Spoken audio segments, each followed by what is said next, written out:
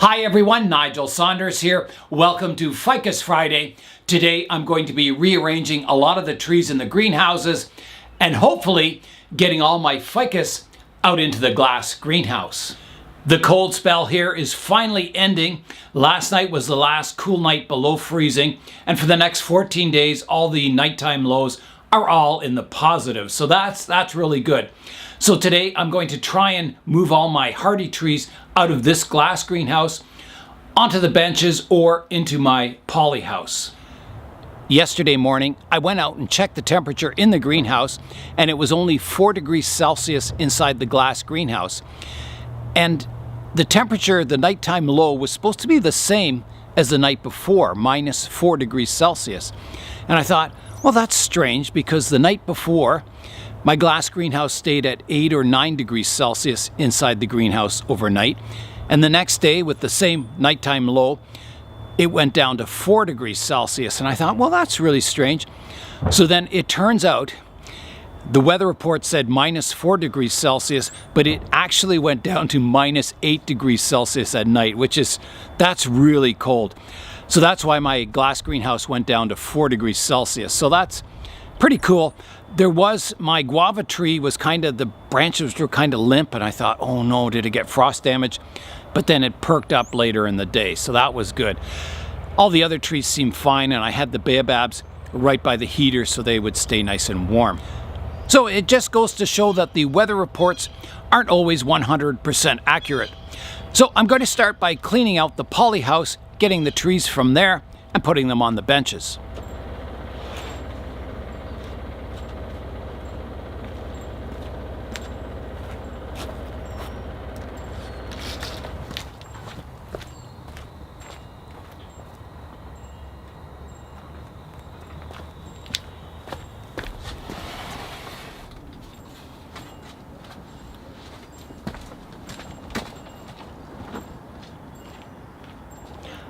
I'm going to move all my royal oaks into the poly house here. They'll be protected from squirrels and birds until they get growing strongly, and then they can go outside. I counted to see how many royal oaks I have germinated now, and I am up to 28 now. So that's a good number.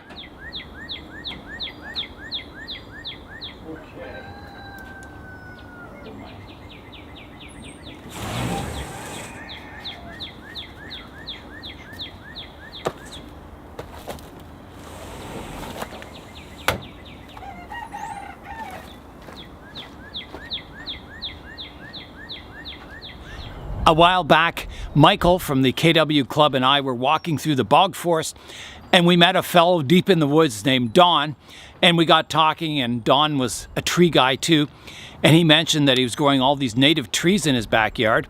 So I was over at his place yesterday, and I bought a few native trees, and I'll show you what I got. Here's a look at the 4 trees I got. So we'll start over here on the left. This is a black maple. They're a native maple to Canada, and they look very similar to the sugar maple.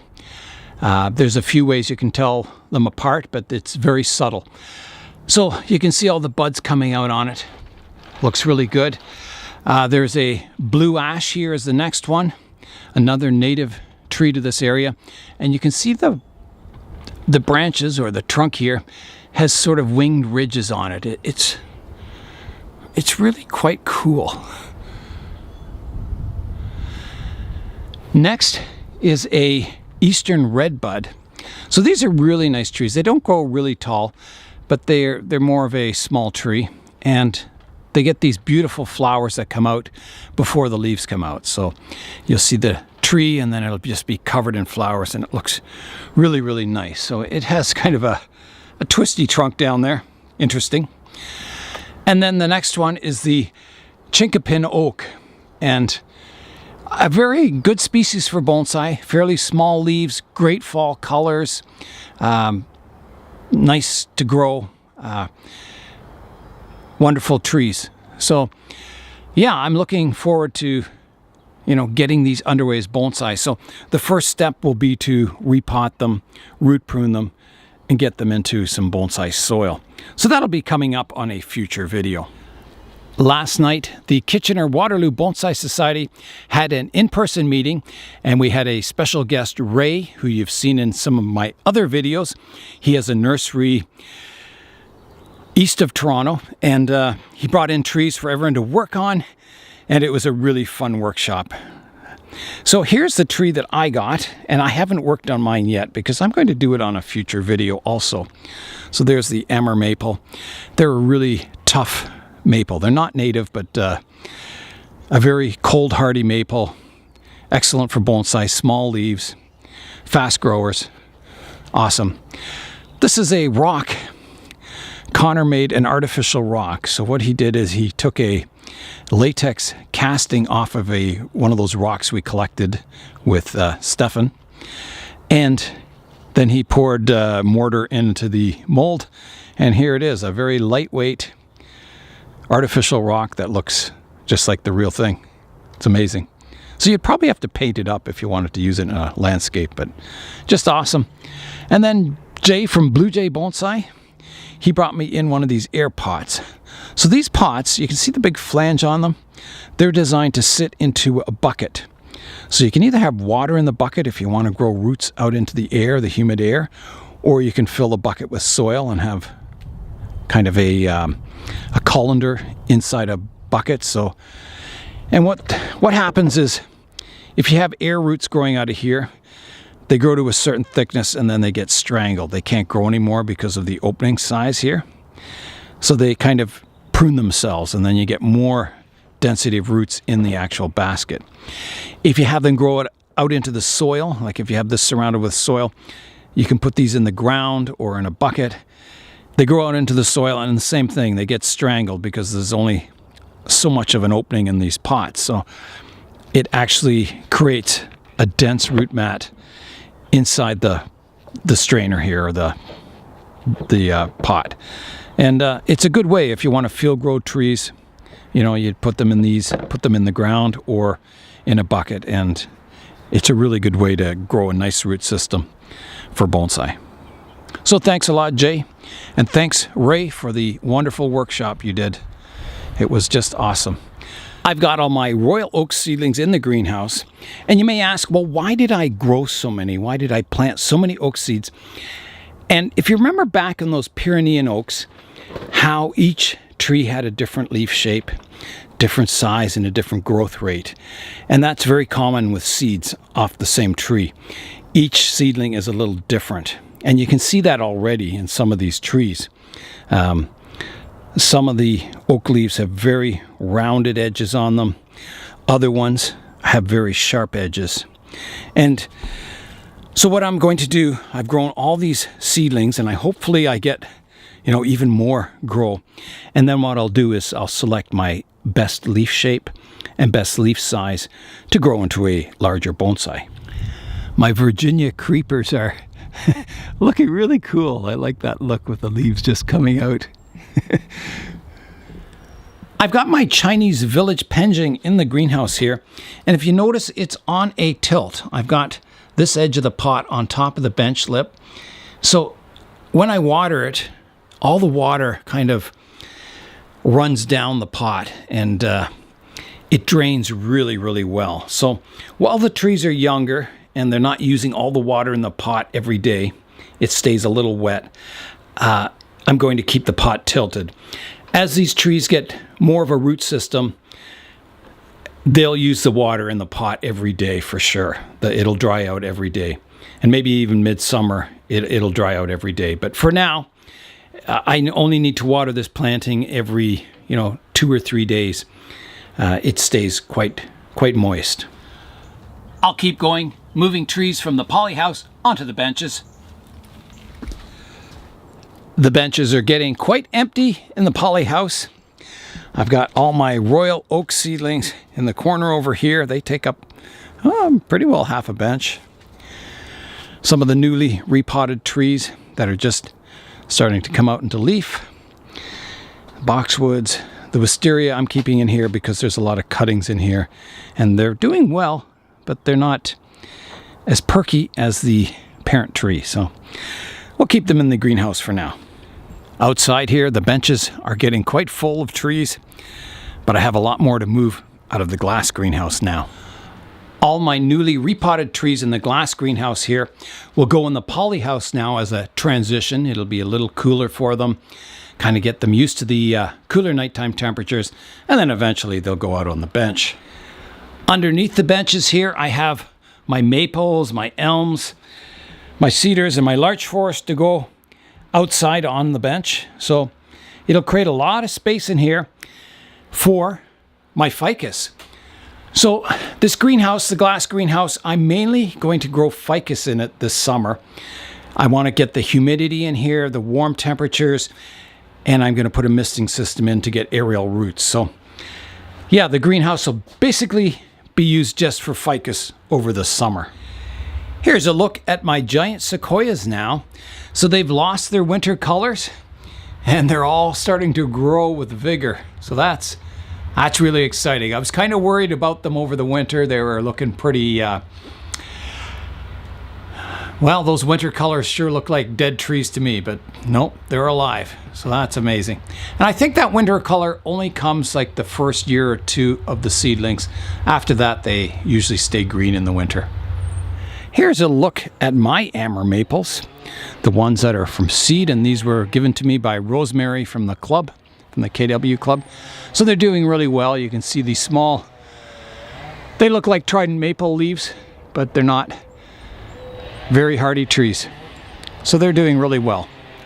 I've got my two forest plantings outside now, the larch and the cedar avatar grove. The larch forest is really overgrown. Yeah, you can't even see the individual trees. So that'll be coming up, a pruning video on the larch forest. And this one too, it's looking very lush, especially the top of the canopy here. So that's going to need some pruning too. Get some branch separation and good tidy up, but yeah, they're looking good and healthy though. Underneath the benches in the greenhouse here, it's looking pretty empty. And over here too. So that's good. I've got lots of space to bring out my ficus. Here's an update to my purple smoke bush. So you can see there's green leaves coming out on it now. So that's a good sign. It looks like it's recovered. Those initial leaves that popped out, I think they died off. So that often happens after a severe repotting like that. It pushes out growth and then there's no root system to support that new growth. It's just the growth on stored energy over the winter. And then slowly it begins growing a root system. It realizes I've got to have roots. And once the roots start growing, then it starts growing again up top. So you kind of get that second flush of growth. If you don't get that second flush of growth, the tree just dies. I'm starting to get a lot of trees over in this bonsai area. I've got my Douglas firs, my elephant penjing, Scots pine, both of them. One of my American elms, the Manitoba maples here, and my red maple, the big one with the big trunk. So it's looking really healthy. There's a few bumps on the leaves, but not near as many as it had before. So it's looking pretty healthy. It's the best it's looked in a long time. The Manitoba maples have some pretty cool bark on them. Very old. And they are fairly old. I've got my workbench cleared off here now, so I'm going to bring out the Frankenficus next, check it over, make sure there's no scale on it, and then find a spot for it in the greenhouse here. I have got the Frankenficus out here in the greenhouse now. I'm not sure how these leaves will do outside here in the sunlight. They were under that UFO light that Connor gave me, which is a pretty strong light. So it'll be interesting to see how it transitions to the sunshine here. We'll keep our eyes on it. Yeah, it looks pretty good. I'm going to check it over for scale insects, but I haven't seen any yet. So that's a good sign that it's, I don't think there's any problems with it. I also brought out my Adenium forest, my Socotra Island penjing. So the one tree I think is definitely dead. It's squishy and not good, but all the rest are firm and they're beginning to leaf out with nice dark leaves. So I think once it's out here in the greenhouse, it'll do really well. I gave the Frankenficus a good check over, and there is no scale insects on it that I can see. So that's really good. Saves me a lot of time. I don't have to descale it all. So I can get out some other ficus, and I've got room underneath the benches to put lots of my trees from the plant room out here. They'll really like the sunshine. I can see the Frankenficus is starting to grow quite vigorously on top, and that might be because it was under that UFO light of Connor's. Maybe the top got more light than the bottom. So I think out here in the sunshine, I'll get more even growth, and I'll have to prune that top maybe, back to shape a bit, fill out the sides of the tree. Trying to get that umbrella canopy eventually. I'll head back into the plant room and continue bringing out more ficus from the plant room into the glass greenhouse. I brought my tiger bark ficus out here. I'm just going to do a quick pruning on it. It's kind of got a few long branches and it's kind of hard to fit in the greenhouse here. So I'm just going to prune these long branches back. So I'll prune this one back to here, taking the top tip off of it, and this one back to here. That makes them a lot more compact. Maybe I'll even take this off, that off. There, that's good. I brought out my large Ficus microcarpa, the one I call Fancy, one with all the aerial roots. And I've noticed there is a little bit of scale insects on it. Not all over, but mainly on this one side. There, I can show you on that branch right there, there's a little blister. And I noticed a couple more down, where was it?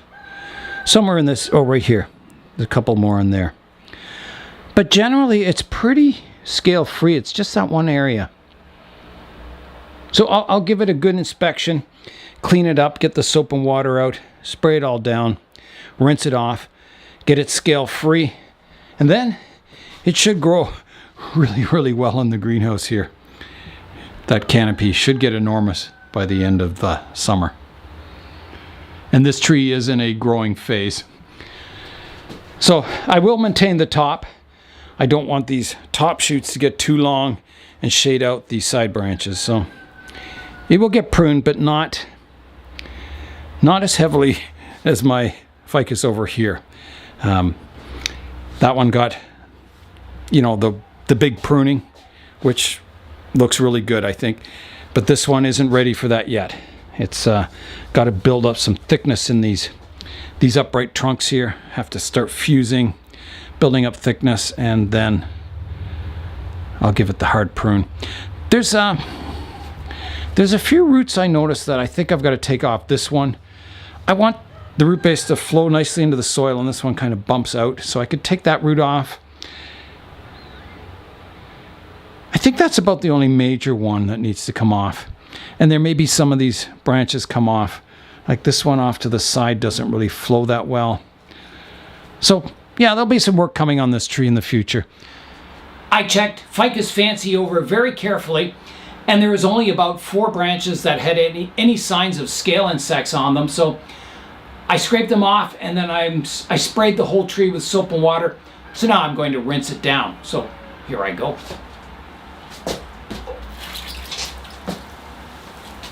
Give it a good thorough watering, flush the soil out too. And I think that will do it. I think it's ready to grow out here in the greenhouse. I've brought my Acacia trees out into the greenhouse here. So they are going to go on the floor down here beside Ficus Fancy. They get good sunlight here late in the evening, so it's better than indoors. Indoors, they were at the back of the plant room and they weren't getting any sun or much light at all. They're very tall. They go way up, so I'm going to give them a pruning, just a rough pruning, shortening the height of them, and then I'll put them down here on the floor, sort of transition them, and then once they're kind of used to being out here in the glass greenhouse and the weather warms up more, it can go outside on the bench then.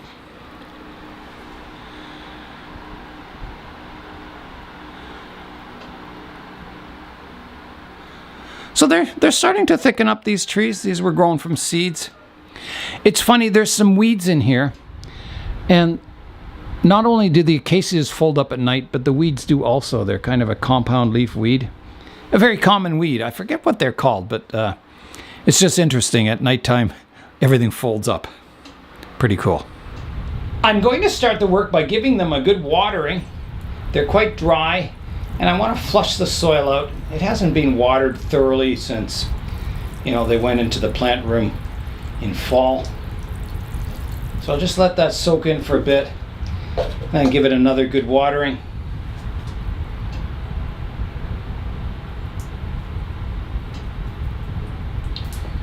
When the soil's dry like this, you need to give them, the first one kind of wets the surface, second watering drains through, and then you give them a few flushes just to get anything out of the soil that's built up over the winter. Fertilizer and things like that.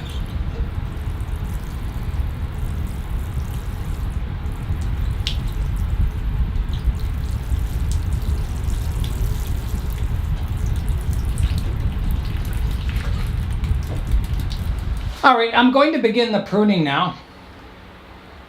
So let's start with this long one right coming up front here. You can use directional pruning on these acacias, so I'll snip it back to here. Oh. These acacias have sharp thorns on them, so make sure you dispose of these clippings somewhere where you won't step on them. Okay, so let's prune this one back now. I think I'm going to go to here. Pruning it quite short. I think, being out here in the sunshine will really stimulate the growth on these.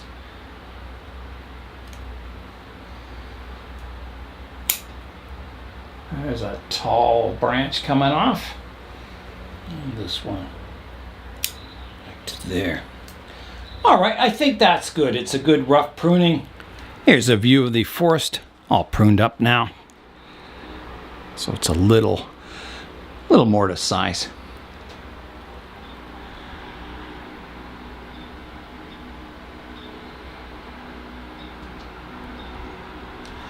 I've got my Ficus natalensis out here, and the one branch is getting really long. It's kind of taking up a lot of space, so I'm going to prune that back. And there's one shooting straight up here that I want to take off. There's a fig on it there. Dried up fig. So yeah, I'm going to take that vertical shoot off right here, like that. And then I'm going to shorten this long one. And I'm thinking I'm going to take it right back to here, like that. And I think that'll do it. The rest is quite compact. I'll let it grow. It sure is growing aerial roots here out of the pot. These Natal ficuses really like to grow aerial roots. It should do well out here in the greenhouse. I'll be repotting my Natal ficus this summer into that pot I made at Isabella's. So that'll be exciting to do that. Starting to get a nice upright structure on the tree. I've got some more root work to sort out on it. And there's those aerial roots. You can see them just growing over the surface of the soil and out of the pot. Yeah, they're just wild, the roots on these Ficus natalensis. I brought my dragon trees out here, the little seedlings that are just germinating. Give them some sunshine, some warmth and humidity. They should like it out here in the greenhouse. Big changes to the bonsai zone today. All the benches are green. The greenhouse is definitely greener now with all these ficus and schefflera in here. Yeah, a lot of hard work lifting them all, but worth it. Worth it to get them outside finally in the greenhouse. And I'm sure they'll enjoy it out here too.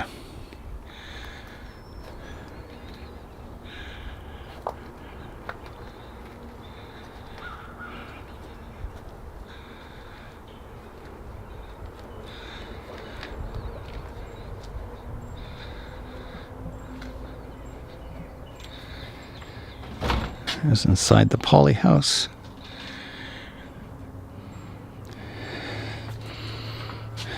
Everything's looking good in here.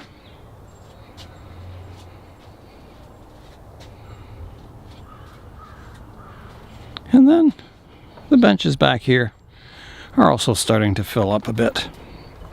I got a lot of work to do in this area. Got a whole bunch of broken tables and yeah, a lot of work to do, but it's a start.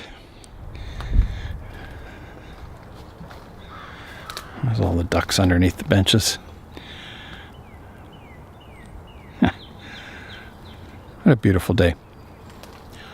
I noticed a lot of the trees need watering here in the poly house and outside, so I'm going to do my watering and then we're going to try and start the truck for the first time this year.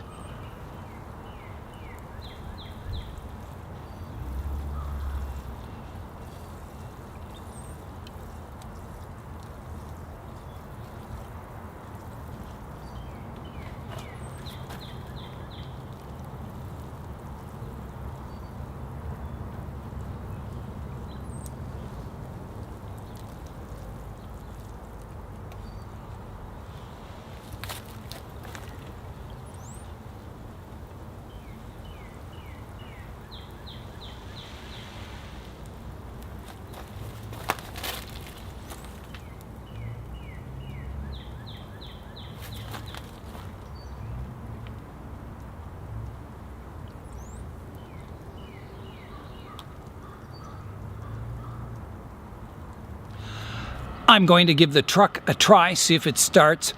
The Matrix, I had to charge the battery, so I imagine I'll have to do the same in the truck, but we'll see.